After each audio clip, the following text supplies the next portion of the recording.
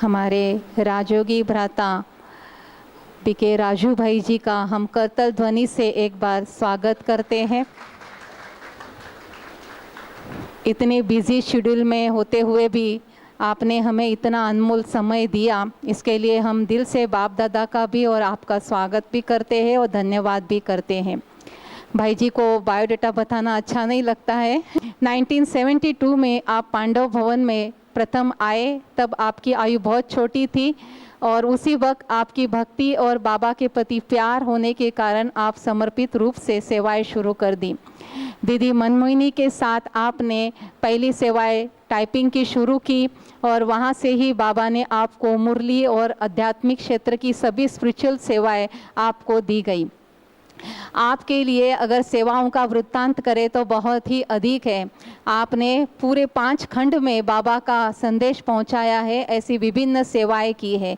आपकी अनेक प्रकार की पुस्तकें, ज्ञान सरिता, ज्ञान वीणा वगैरह भी प्रस्तुत की हुई है। आप अनमोल रतन के अव्यक्त वाणी के कार्यक्रम में भी हम आपको हमेशा देखते हैं कि ज्ञान की गहराई कितनी स्पष्ट रूप से आप प्रस्तुत करते हैं। तथा ऋषि ग्राम विकास के भी आप उपाध्यक्ष हैं तथा शाश्वत खेती के बारे में भी आपने वो योजनाएं प्रदान की हुई है। ऐसी विभिन्न शाखाएं और सेवाएं, बाबा की अनगिनत सेवाएं भ्राता जी ने की हुई है।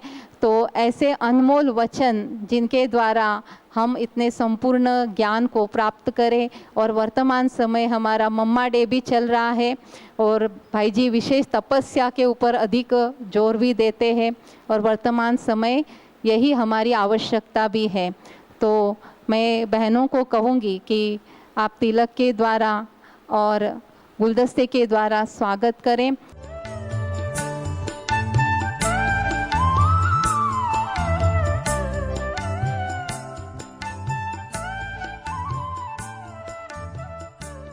ओम शांति, ओम शांति।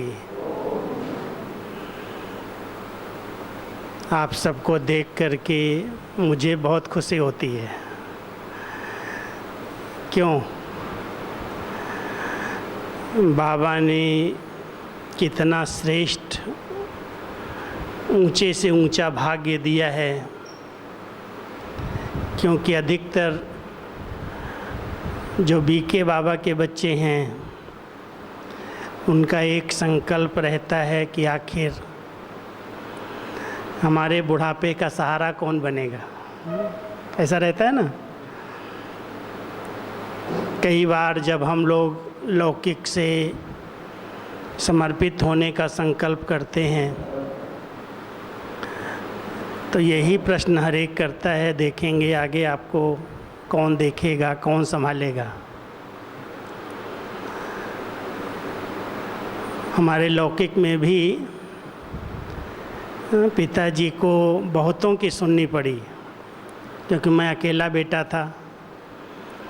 परिवार में 3 भाइयों के बीच में मैं अकेलौता। एक बहन थी, वो तो पहले ही सेंटर पर चली गई। मुझे बचाने के लिए हमारे पिताजी के बड़े भाई ने बहुत कोशिश की कि ये कहीं ब्रह्मा कुमारी में चला न जाए। वो भी कुमार ही थे, वैसे भक्ति पूजा करते थे। तो जब मैं मधुबन में आया तो बस सारे गांव में यही हलचल हो गई कि अभी इन बूढ़ों को कौन संभालेगा। पिताजी, चाचा जी, ताऊ जी तीनों कुमार हो गए, माँ ने शरीर छोड़ दिया। बहुत बड़ा पेपर होता है ऐसे समय पर। घर में एक ही कोई खाना बनाने संभालने वाली हो और वो अचानक चली जाए, शरीर छोड़ दे, तो एक बच्चा है तो कम से कम उसकी शादी तो कर दो, घर तो कोई संभालने वाला चाहिए।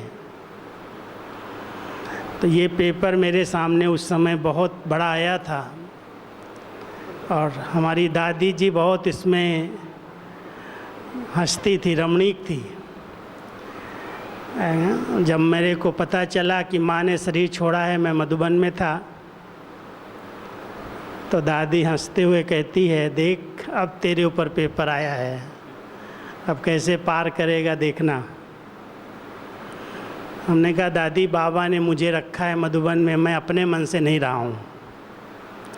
दादी दीदी ने बाबा ने डायरेक्ट रखा है, बाबा ही संभालेगा।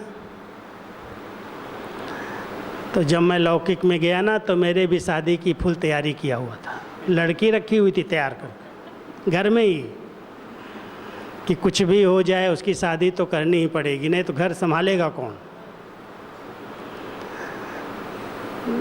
बाबा ने मुझे संदेश के द्वारा डायरेक्शन दे दिया, इस बच्चे को केवल 3 दिन यहाँ रहना है। मैं 13 दिन के लिए गया था कि इनका भोग लगा के आएंगे, ये करके आएंगे, वो करके आएंगे, और बाबा का डायरेक्शन आता है 3 दिन से ज़्यादा रहेगा तो बाबा फिर जवाबदार नहीं है, संदेशी के द्वारा। मैं 3 दिन में वहाँ से निकलूं, एक तो इतनी दूर यूपी में उन्नाव डिस्ट्रिक्ट में छोटा सा गांव, संदेश पहुंचने में ही 5-7 दिन यहाँ लग गए। उस समय मोबाइल तो थे नहीं। फिर भी बाबा का हाथ और साथ इतना अच्छा रहा जो फौरन बुद्धि ने निर्णय किया। दूसरे दिन ही सबको ब्रह्मा भोजन करवा दिया और हमने कहा हमारी टेलीग्राम आ गई है, बाबा ने बुला लिया है, हमको जाना है। लेकिन जो बाबा कहता है ना, एक बल एक भरोसा, उस एक बल और एक भरोसे ने इतनी मदद की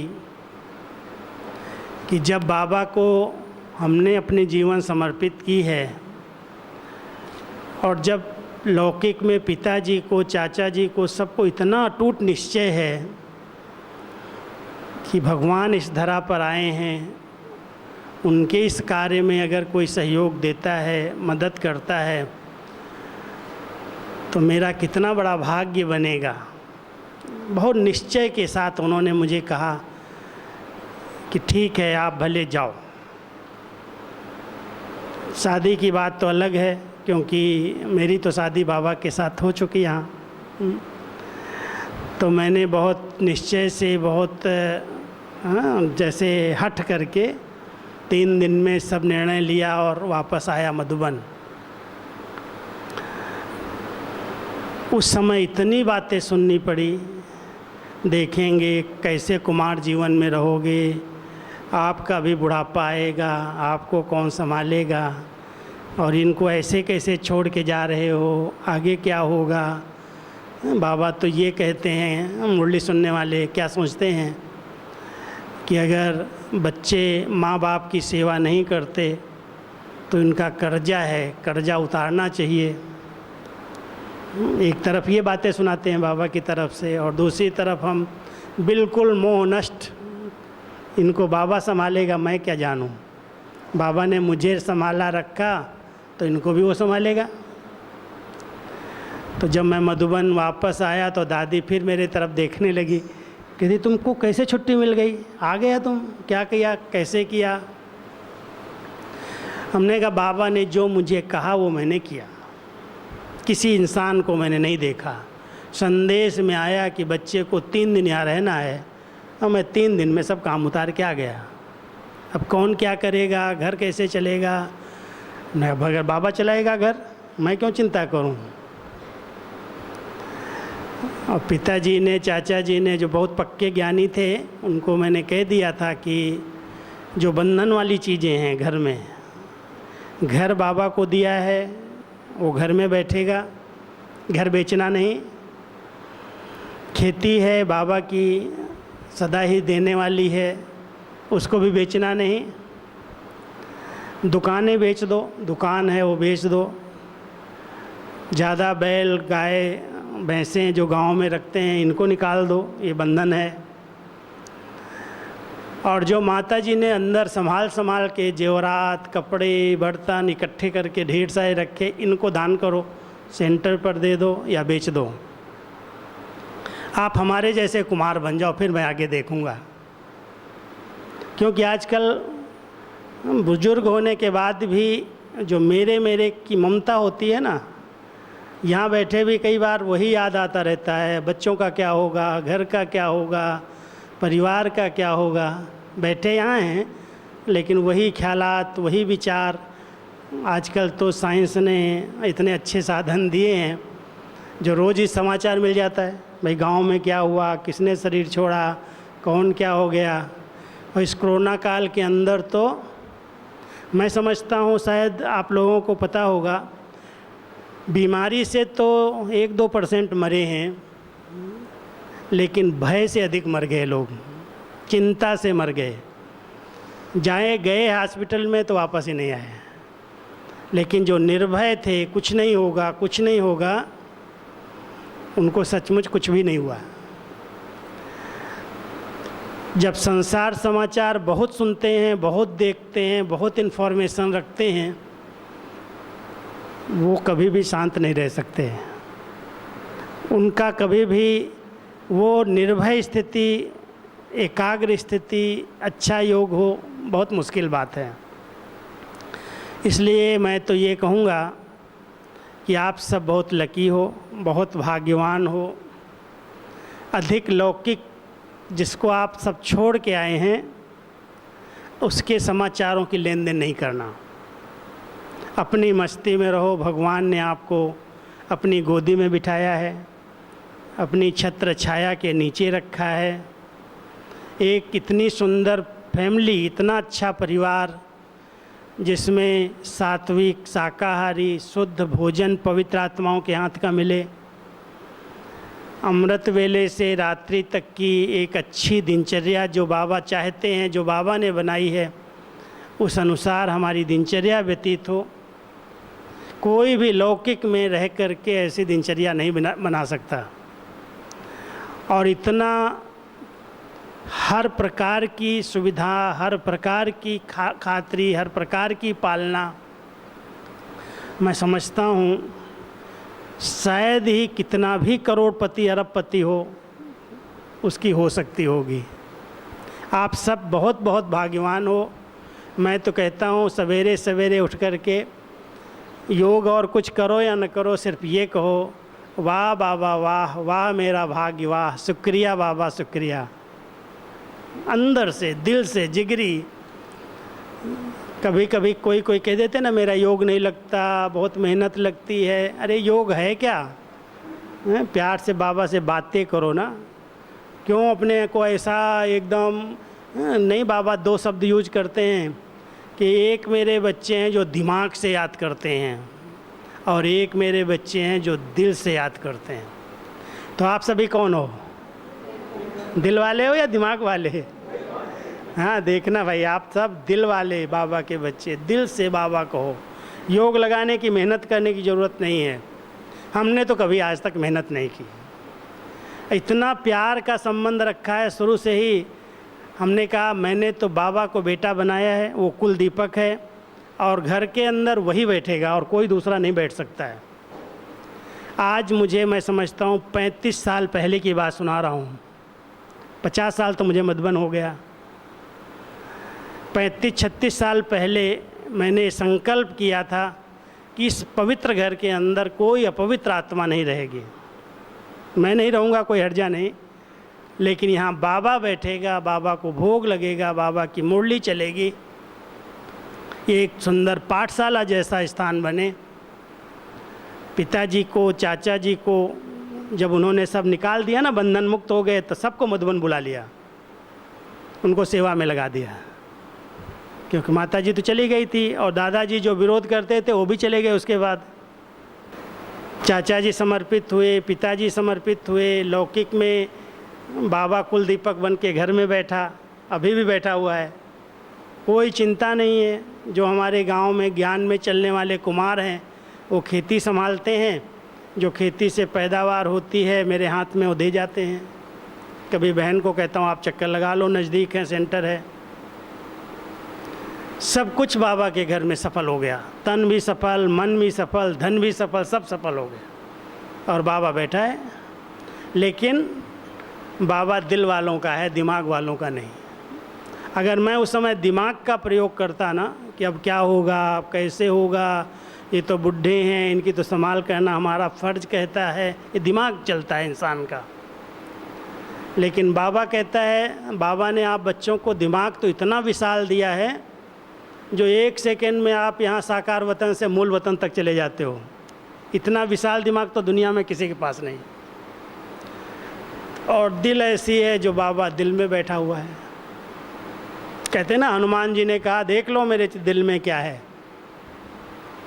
तो हर समय बाबा को दिल में बिठा करके बाबा बाबा बाबा का अनाहद गीत अंदर अंदर बजता रहे। बड़े नशे और खुशी में रहो। वाह मेरा भाग्य, वाह मेरा बाबा, वाह ड्रामा, ऐसे वाह वाह के गीत अंदर निकलने चाहिए।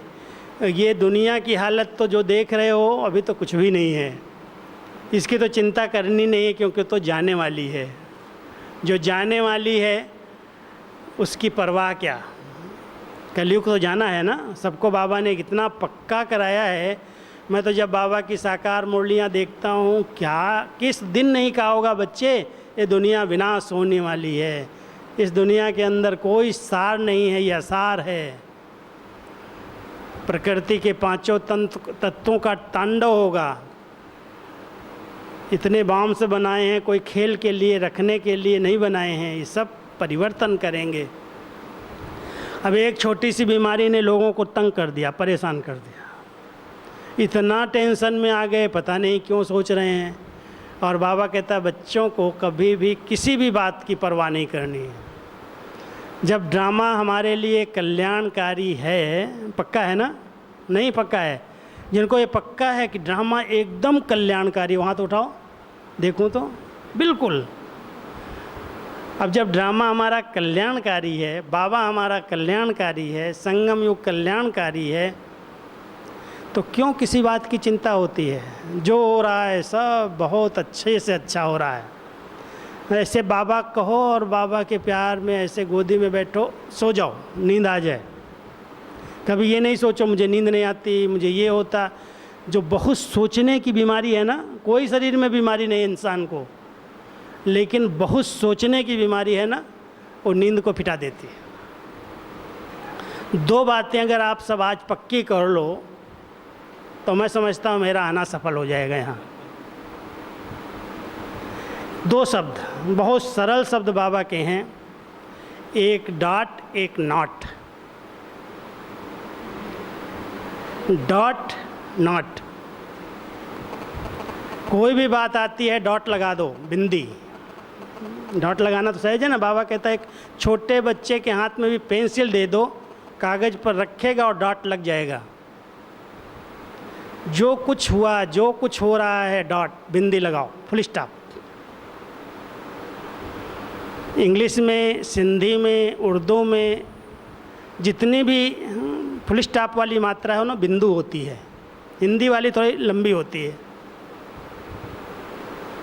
डॉट लगाना, बिंदु लगा देना, और अगर कोई बात मेरे काम की नहीं है, इधर उधर की है, उसको नॉट नहीं आ सकती है।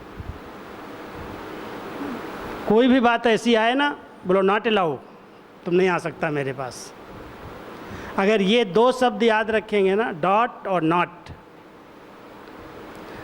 एकदम मस्त स्थिति, बेफिक्र स्थिति, बेगम स्फुर की स्थिति। और मैं समझता हूँ आप सबने दादी प्रकाश मणि की पालना ली है, देखा है। इन्हीं दो शब्दों से कभी भी कोई ने उनसे प्रश्न किया, दादी इतनी प्रॉब्लम्स, इतनी बहनें, इतना बड़ा परिवार, इतनी वृद्धि विस्तार हो रहा है, आपको टेंशन नहीं होता? तो दादी हंसते हंसते पहले तो कहती थी, भाई मैं टेंशन वाली नहीं हूँ, समझ रहे? टेंशन 10 बच्चों वाली नहीं हूँ मैं। मेरे 10 बच्चे नहीं हैं जो मुझे टेंशन हो, टेंशन नहीं है मेरे, ये सब बाबा के बच्चे हैं। तो टेंशन दादी ने कभी लिया ही नहीं। इतना मस्त रहती थी, कहती थी मैं तकिया पर चारपाई पर जाती हूँ, तकिया पर ऐसे सिर रखती हूँ, बाबा को कहती हूँ बाबा गुड नाइट, और बाबा मुझे बुला लेता है, मैं बाबा की गोदी में चली जाती हूँ। कभी बड़ी आयु के कारण नींद खुल गई तो दादी ने अपनी चारपाई के साथ एक लैंप रखा था, क्योंकि मोहिनी बहन, मुन्नी बहन ये सब साथ में सोते थे, कोई की नींद न फिट जाए, इसलिए ध्यान रखती थी कि मेरे कारण इनको डिस्टरबेंस ना हो। रात को लैंप जलाया, मुरली हाथ में ली और पढ़ना शुरू कर दिया। 2 लाइन 4 लाइन 5 लाइन पढ़ते पढ़ते फिर सो गई। इतनी अच्छी आदत दादी ने डाली थी, कहती थी कभी भी मुझे ये अनुभव नहीं कि मेरी रात भर नींद फिट गई, मुझे चिंता हो गई, मुझे चिंतन चल गया। कई बार ऐसे होता था, बड़ा परिवार, कई बातें प्रॉब्लम आती हैं, बड़ों को जवाबदारियाँ होती। एक बार यहाँ पर जब पहला मेला लगाया था ना 94 में, पहला जो शुरुआत हम लोगों ने शांतिवन में किया, सेवा की, बाबा के प्रोग्राम की, उसमें 10,000 लोगों को बुलाया और यहाँ पर टेंट लगवाए। बाथरूम भी 3 सीट के टेंट में थे। बाबा का भी पंडाल बना था क्योंकि हाल नहीं था। बाबा का प्रोग्राम पूरा हुआ और दूसरे दिन इतनी ज़ोर से आंधी आई, तूफान आया, जो जितने टेंट लगे थे सब के सब उड़ गए। सबके बिस्तर गीले हो गए, सबका बहुत बुरा हाल हो गया रात भर में। अब दादी की नींद फिट गई 1-1:30 बजे। नींद फिटी, दादी ने मोहिनी बहन को उठाया, हम लोगों को फ़ोन किया, कहाँ कहाँ हो, क्या कर रहे हो, उठो देखो क्या हो रहा है। सारे सब के बिस्तर गीले, सब टेंट हाउस ख़त्म, बाथरूम की टीनें कहाँ उड़ के चली गई मालूम ही नहीं। बहुत ज़ोर से तूफान आया था। और बाबा तो ये सब जानता है ना, बड़ा रमणीक है, बहुत मुस्कराता है, पेपर भी लेता है और मुस्कराता भी है। ये जो शांतिवन बना है ना, अगर वो तूफान नहीं आता तो नहीं बनता। अगर वो तूफान नहीं आया होता ना तो शायद टेंट हाउस ही चलता रहता। लाखों रुपए का टेंट खरीद लिया था, तूफान आया, सब भीग गए, सबके बिस्तर भीग गए, सोने के लिए कहीं जगह नहीं। दादी को टेंशन, चिंता थोड़ी तो होती है। इतने सब आए, बाबा तो मिल के चला गए और फिर ऐसा हो गया। फिर बाबा संदेश क्या देता है गुलजार दादी के द्वारा, कहता है बच्चे बड़े बड़े हाल बना दो और बाबा के लिए एक 3 सीट डाल देना, ऊपर छत बना लेना, स्टेज बना देना। ये नहीं कहता है डायमंड हॉल बना देना, 3 सीट डाल देना, स्टेज बड़ी बना देना, बाबा तो आ जाएगा कहीं भी। लेकिन बच्चों के लिए 100 के 150 के हाल बना दो। अगर छाया भाई बैठे होंगे उनको याद होगा, शायद शुरू हुआ था जब, सारे के सारे हाल बड़े बड़े बनवा दिए। बाबा के डायरेक्शन से बने थे कि अगले साल, अगली सीजन जब चलेगी तो आराम से कम रह सकेंगे। लेट्रिन बाथरूम एक साथ बना दो सबके। ये जो शांतिवन का निर्माण हुआ वो 94 में उस तूफान के बाद हुआ। जब बनने लगा तो बनते बनते क्या बन गया देख लो। अभी तो उसके पार्टीशन कर रहे हैं, आराम से लोग रहें, 5-6 लोग साथ रहें, 100 150 लोग साथ सोते हैं, तो उसमें भी नींद फिटती है। तो हर बात में कल्याण। बाबा ने किसी भी बात को, कितने भी बड़े पेपर को, कभी ये नहीं कहा इतनी बड़ी बात हो गई। मुस्कराया और कहता है बच्चे नथिंग न्यू, इसमें भी कुछ और राज होगा। एक बार एक सेंटर पर जब ये इंदिरा गांधी जी ने शरीर छोड़ा था ना, तो सिख लोगों को तो बहुत परेशान किया था लोगों ने, शायद मालूम है कहानी हो तो 83-84 की। तो हमारा एक सेंटर था, नीचे सिख लोगों की, सरदार लोगों की दुकान थी और 4थी मंजिल पर हमारा एक सेंटर था और खूब अच्छा म्यूजियम था, बहुत मेहनत से बनाया था। लोग गुस्से में आए, विरोध किया और उस सरदार के टायर की दुकान थी, टायर की दुकान में आग लगा दी। आग लग गई और पूरा 4 मंजिल बिल्डिंग एकदम धराशायी हो गई, गिर गई। बहनें तो निकल गई थी, पहले से वहाँ से हट गई थी। 3-4 दिन के बाद दादी जी के पास, बाबा के पास वहाँ के भाई बहनें आए। बाबा बहुत मुस्कुराते हुए बोले बच्चे बहुत अच्छा हुआ। लोग कहते हैं भगवान का सेंटर लाखों रुपए का बनाया, इतनी मेहनत से म्यूजियम बनाया, अरे उसको तो बाबा बचा लेता। और बाबा कहता बहुत अच्छा हुआ बच्चे, मुस्कराया बहुत प्यार से। क्या अच्छा हुआ होगा? 4 मंजिल के ऊपर हमारी जो वहाँ दादी थी, वो दादी को सीढ़ी चढ़ना पड़ता, लिफ्ट नहीं थी, बहुत कोशिश करते थे, कहीं नीचे मकान मिले, मिलता ही नहीं था। ज्यों आग लगी गवर्नमेंट ने तुरंत नीचे मकान दे दिया, नीचे मकान मिला। भाई बहनों के अंदर इतना प्यार जागा कि हमारी दादी का हमारा बड़ा सेंटर जल गया, कोई ने फ्रिज दिया, कोई ने कोई चीज़ दिया, कोई ने कोई, जितना सामान था उसके कई गुना आ गया। और जो इंश्योरेंस था वो पूरा इंश्योरेंस मिल गया। कई बातें होती हैं ड्रामा के अंदर, क्यों हो गया, कैसे हो गया, ऐसे हो गया। अरे सोचने वाला तो पता नहीं क्या क्या सोचता है, और वो सोचने वाला ना अपने दिमाग को टेंशन में ले आता। सोचता है भगवान ने भी अपने बच्चों की रक्षा नहीं की, अपने घर की रक्षा नहीं की, और भगवान कहता है बच्चे मैं ऐसे रक्षा नहीं करता। जो जिसका हिसाब किताब, जो जिसका पार्ट है वो तो चलेगा ही। मैं कोई के पार्ट में इंटरफेयर नहीं करता। मैं केवल सृष्टि को पतित से पावन बनाने के लिए आता हूँ। मेरा और कोई काम नहीं, मैं पतितों को पावन बनाऊंगा। इतना बड़ा महाविनाश होता है और भगवान के लिए खेल है, खेल है ना। अरे बच्चे खेल है तो नाटक है। अगर विनाश नहीं होगा तो मैं वापस कैसे इनको ले जाऊंगा। इतनी आत्माओं को बाबा कैसे साथ ले जाएगा अगर विनाश नहीं होगा तो इसलिए हर बात में बाबा तो उस नज़र से देखते, बेहद की भावनाएं, बेहद की दृष्टि, गति सदगति दाता बाबा है। गति सदगति देने के उसके तरीके बड़े वंडरफुल हैं। तो हर आत्मा को गति मिलनी है, हर आत्मा को भक्ति का फल मिलने का समय है। कैसे मिलेगा, हम इन हदों में न जाएं, ऐसा हो गया, वैसा हो गया, इतना बड़ा कांड हो गया, ऐसा। बाबा कहता कुछ नहीं हुआ, नथिंग न्यू, कोई नई बात नहीं है। सृष्टि परिवर्तन के बहुत सारे प्लान हैं भगवान के, और वो प्लान के अनुसार बिल्कुल एक्यूरेट चल रहा है। बाबा का वो शब्द याद रखना, ड्रामा बिल्कुल वफादार है। ड्रामा की कोई भी सीन ऐसी नहीं है जो बेवफाई कर दे। कोई अगर कुछ गलत कर रहा है तो उसमें भी वो वफादारी से कर रहा है।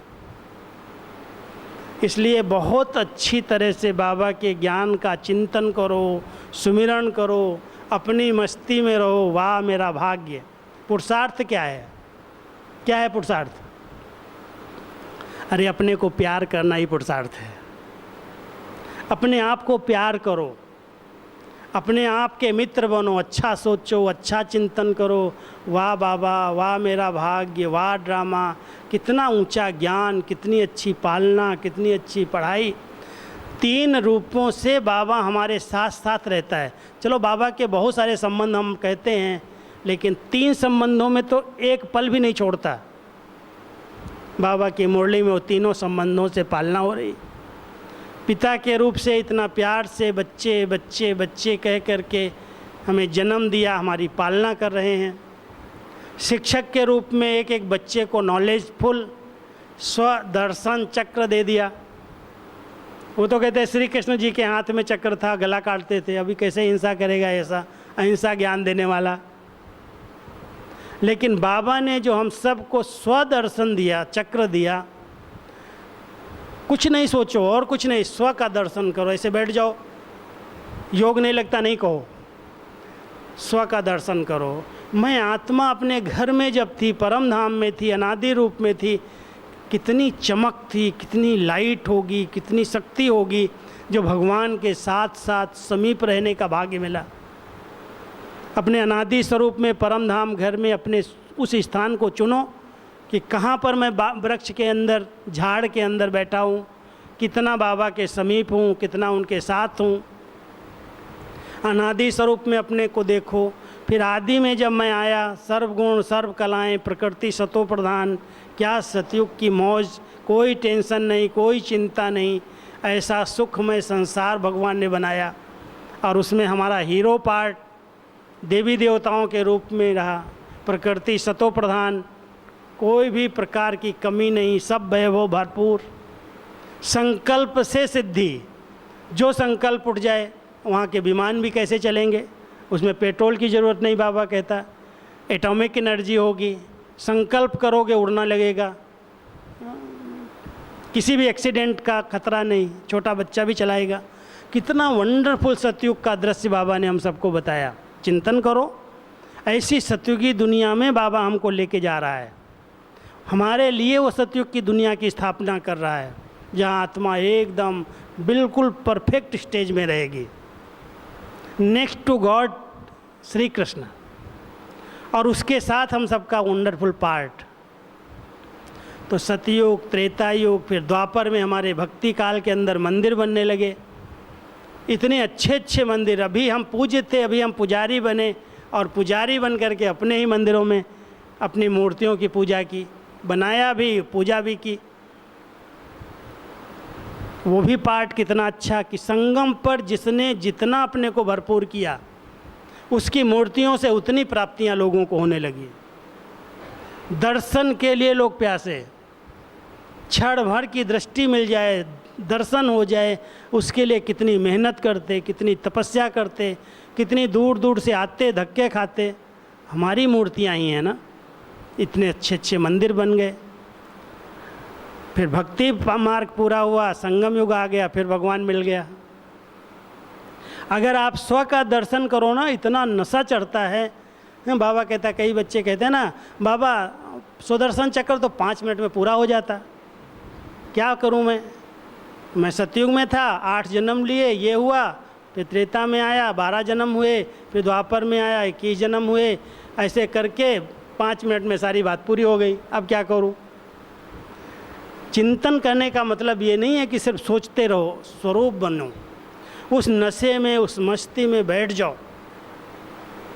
जितना देर बैठ सकते हो उस एक ही स्मृति में रहो, कभी देवताई स्वरूप में, कभी अपने अनादि स्वरूप में, कभी अपने पूज्य स्वरूप में, कभी ब्राह्मण स्वरूप में, कभी फरिश्ते स्वरूप में। 5 स्वरूपों की ड्रिल बाबा ने हम सबको सिखा दी, और 5 स्वरूपों की ये ड्रिल ही सुदर्शन चक्र है।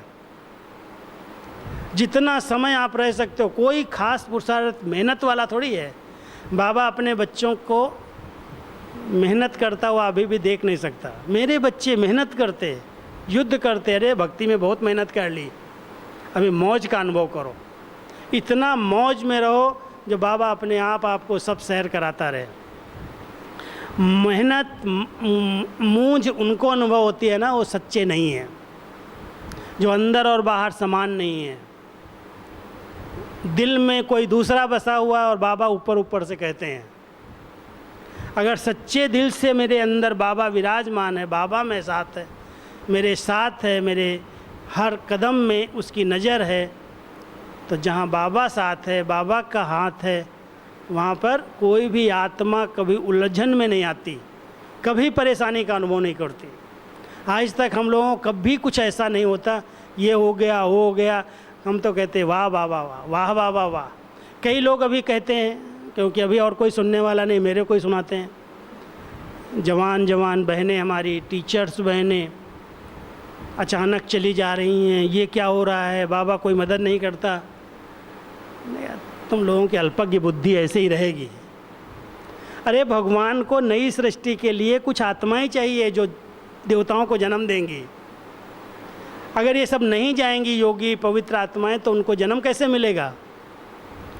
किसी भी हद की बात में क्वेश्चन मार्क नहीं करना, ऐसा हो रहा है, ऐसा हो रहा है, ऐसा हो रहा है। बाबा ऊपर बैठ करके सब उसकी हाथ में चाबी है, उसको जो करना वो करेगा, जिसको ले जाना उसको ले जाएगा, मुझे सोचने की ज़रूरत नहीं है। जिसको जिस तरह से उसके फिट करना है उस गुट्टी को वहाँ ही लगा देगा। एक बार की बात सुनाता हूँ, बहुत बड़ी हमारे साथ घटना घटी थी।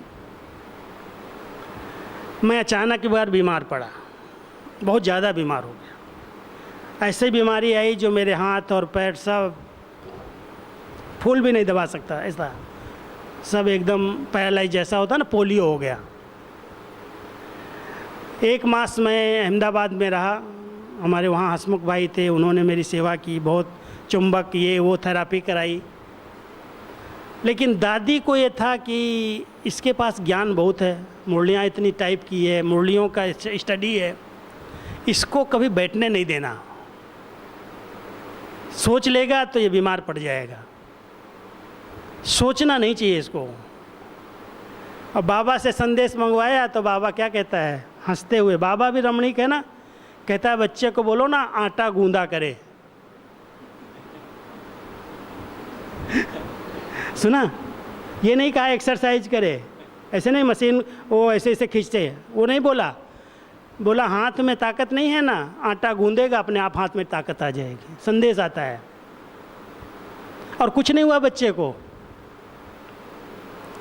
ठीक हो जाएगा। लेकिन दादी ने क्या किया, अहमदाबाद में उस समय 25-30 सेंटर थे, सबको फ़ोन कर दिए कि राजू को सोने नहीं देना, सुबह शाम सब जगह क्लासेज रखो उसकी। शायद क्लास कराने का वरदान उसी बीमारी ने मुझे दिया। 83-84 की बात सुनाता हूँ। सब कुछ करके सब क्लास कराने सब जगह सेंटर्स पर गया, और फिर दादी गई अचानक मेरे से मिलने के लिए। मैं सेंटर पर ही था, हॉस्पिटल में नहीं था। दादी ने वो दृष्टि दी और ऐसे प्यार से मुझे भाकी में ले लिया और बहुत देर तक सिर पर हाथ फिराया ऐसे, अरे तेरे को कुछ नहीं हुआ, चल चल अभी उठ, कुछ नहीं करना है। सारी बीमारी ख़त्म हो गई।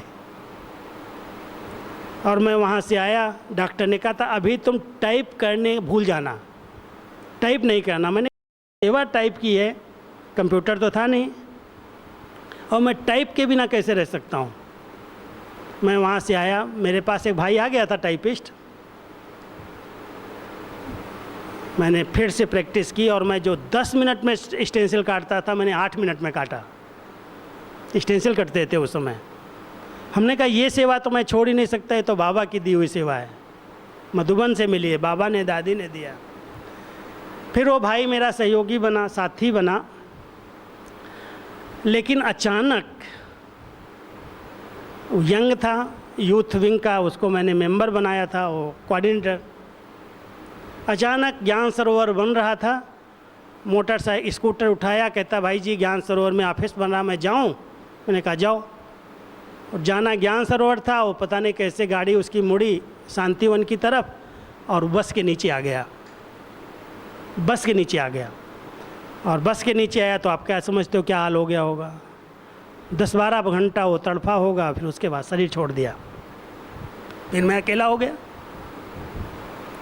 अब इतना बड़ा केस, इतनी बड़ी बात कि बाबा का बच्चा, समर्पित कुमार, ऑलराउंडर, बाबा ने इसको भी मदद नहीं की।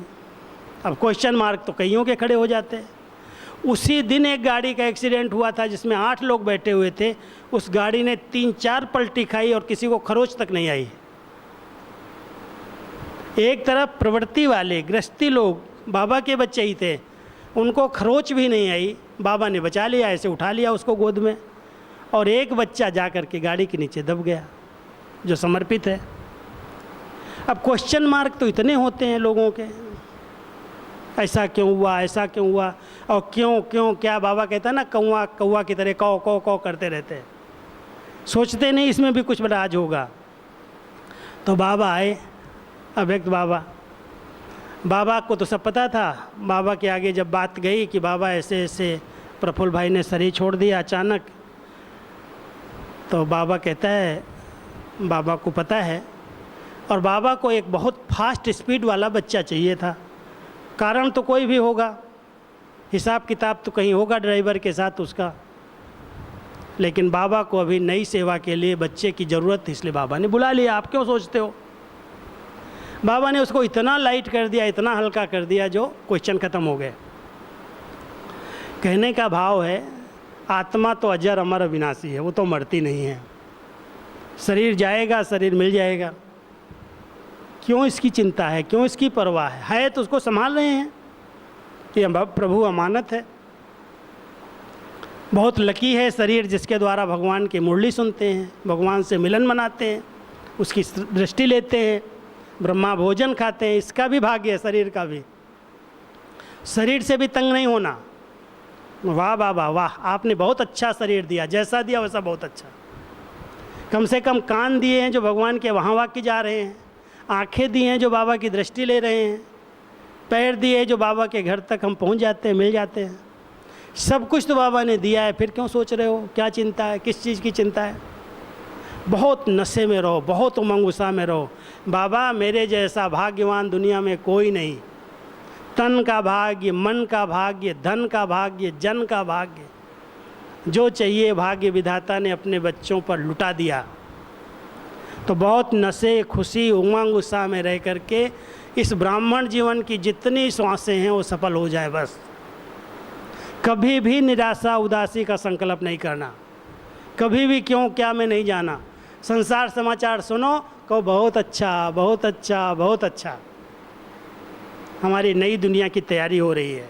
सतयुग आएगा हमारे लिए, कलयुग जाएगा। इसलिए अधिक तो मैं यही कहूँगा कि संसार समाचार सुनने की आदत नहीं डालना।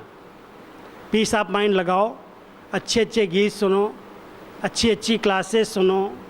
बिजी ज़रूर रहो, बिजी रहना बहुत अच्छा है, लेकिन संसार समाचार, फ़ोन पर इधर उधर की बातों में अगर बहुत समय देंगे ना तो ये मन जो है ना वो खुराफाती है। वो आराम से चैन से रहने नहीं देगा, शांति से सोने नहीं देगा। इसलिए इसको बड़े अच्छे अच्छे गीत सुनाओ, अच्छी अच्छी क्लासेस सुनो, मस्त रहो।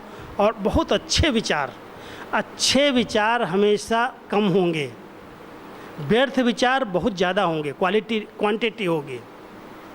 इसलिए जितना अच्छे विचारों में आप रमण करेंगे ना, सेकंड में बाबा अपने आप खींच लेगा। योग लगाने की कभी मेहनत नहीं करो। एक गीत है ना हमारा, बाबा मैं तुझे देखता रहूं, बाबा मुझे तो देखता रहूं। अब देखने में भी योग लगाने की मेहनत है क्या? आप बैठ जाओ बाबा के कमरे में। मैं अभी बैठा था, मैं क्यों मेहनत करूं? मैं बाबा के आगे ऐसे बैठ गया, बाबा को दृष्टि से बाबा से देख रहा हूँ ऐसे, बाबा मैं तुझे देखता रहूं। अब जो बाबा को करना होगा करेगा ना, मैं क्यों उसकी मेहनत करूं? जहाँ अनुभव कराना होगा कराएगा, नहीं होता छोड़ दो, बाबा को तो देखो। तो अगर बाबा को देखते रहेंगे, बाबा अपने आप शक्ति देगा, सकाश देगा, वतन में ले जाएगा, जो कराना होगा कराएगा। मुझे कोई संकल्प नहीं रहता योग में। ऐसे बैठ जाओ जैसे बस मैं तेरे को देखता रहूं, बस उसकी भ्रकुटी की तरफ देखो, उसकी दृष्टि की तरफ देखो। मैंने कई बार अनुभव किया है कि जैसे सब प्रश्नों का उत्तर मुझे मिल रहा है। कई बार टचिंग आ रही, ये बच्चा करना, ये रह गया, ये करना, ये करना। पहले तुम्हारी दादी हमें बहुत कुछ लिखाती थी ना, इतने सारे ब्राह्मण परिवार के लिए इसका होमवर्क जाना चाहिए, आज मम्मा डे आ रहा है, मम्मा के निमित्त ये योग के प्रोग्राम जाने चाहिए। कोई भी कहने वाला मेरे को नहीं, और नहीं करूँगा तो कोई ये भी नहीं पूछेगा क्यों नहीं किया। बैठ जाता हूँ बाबा के आगे, बाबा जो कराना है आप करा लो, मैं आपका राइट इंस्ट्रूमेंट बन करके रहूँ। मैं इस बुद्धि में इधर उधर, ये शांतिवन में ये हुआ, फलाने भाई ने ये किया, उसने ये किया, अरे मेरा क्या जाता, जो करेगा वो पाएगा। क्यों हम सुने संसार समाचार? कई तो अपने ब्राह्मण परिवार का संसार समाचार सुन के अपने माथे को खराब कर रहे हैं। अरे जो हो रहा है सब अच्छा हो रहा है, हर एक का अपना हिसाब, हर एक का अपना पार्ट, हर एक ने जितना पुण्य पाप किया उसके खाते उसके सामने। इसलिए किसी भी बातों के चक्कर में नहीं जाना मुझे। मैं अपनी बुद्धि को स्वच्छ रखूं, साफ रखूं, जो बाबा को कराना है कराए, और नहीं कराना तो चुप बैठा हूं। शांति से बैठ जाओ। बहुत अच्छी अच्छी टचिंग्स आती हैं, बहुत अच्छी प्लानिंग आती हैं। 24 दिन का मम्मा का प्रोग्राम सब जगह भेजा, किसी से भी नहीं पूछा। पहले दादियाँ थी, सुनाता था, पढ़ाता था, अब किसको पढ़ाऊँ? रतनमणि दादी के पास भेजते हैं, पढ़ लिया तो ठीक, नहीं वो भी नहीं कहता हूँ भाई बड़ी एज है, ठीक है, जैसी स्थिति है। बहुत शांति से बाबा से ज़रूर पास कराता हूँ, बाबा के आगे बैठता हूँ, तैयार हुआ। जो उन्नति की बातें हैं, उन्नति की बातों में कोई पूछने की ज़रूरत नहीं है, कोई अपने मनमत की बात तो लिख ही नहीं रहे। तो सारे संसार में आज हमारा 10-12 लाख का परिवार है, सारे परिवार की वही ज्ञान योग से पालना होती रहे। कोई ये महसूस नहीं करे अभी दादी चली गई, जानकी दादी चली गई, गुलजार दादी चली गई, अब क्या होगा? बाबा तो बैठा है ना, वो तो नहीं गया कहीं, और वो जाने वाला भी नहीं है।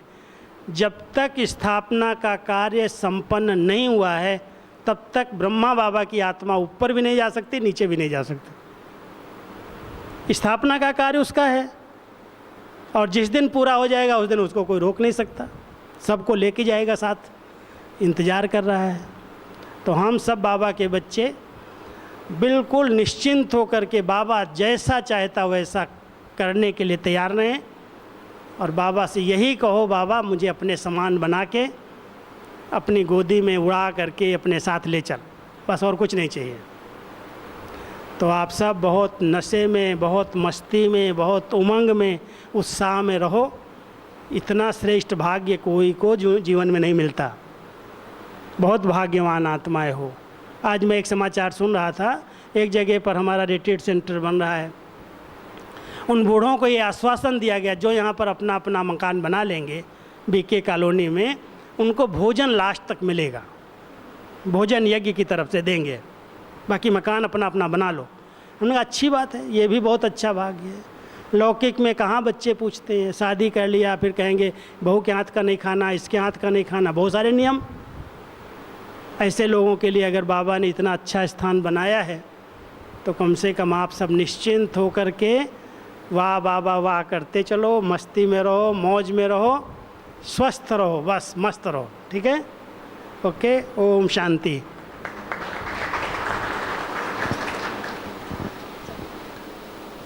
ओम शांति। बहुत समय के बाद ऐसा अवसर बाबा ने दिया,